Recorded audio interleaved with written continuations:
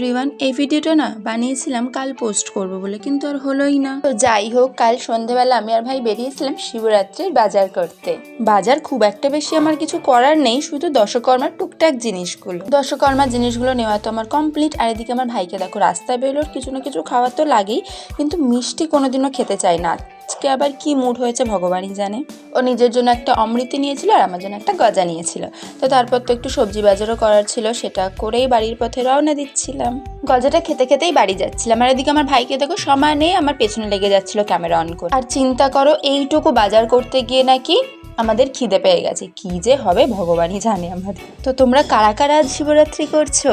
তো তোমরা তো দেখলেই বাজার তো করে চলে এলাম, কিন্তু বাজারটাকে তো এবার কাজে লাগাতে হবে, মানে রাতে রান্নাটাও করতে হবে।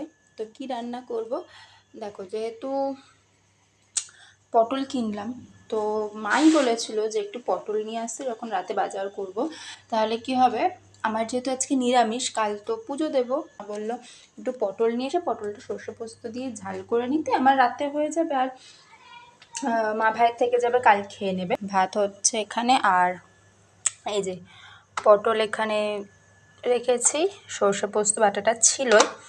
আর যেটা দেবো ভাবলাম একটু মটরশুঁটিও দিয়ে দিই। দেখো মটরশুঁটি না আমি একটু ফ্রিজ করে রাখি, মানে মা একবার অনেকটা এনেছিল, তো আমি বলেছিলাম রেখে দাও ডিপে, তাহলে তুমি সারা বছরই খেতে পারবে।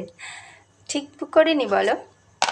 তো আমাদের রাতে মেনু তো আজকে ভাত আর এই সর্ষে পোস্ত দিয়ে পটলের ঝাল। ও দেখা হচ্ছে কালকে একেবারে পুজোর সময়। কালকের ভিডিওগুলো কিন্তু খুব মজাদার হতে চলেছে, তাই স্কিপ না করে দেখো, আর কেমন লাগলো অবশ্যই অবশ্যই জানিও। টাটা।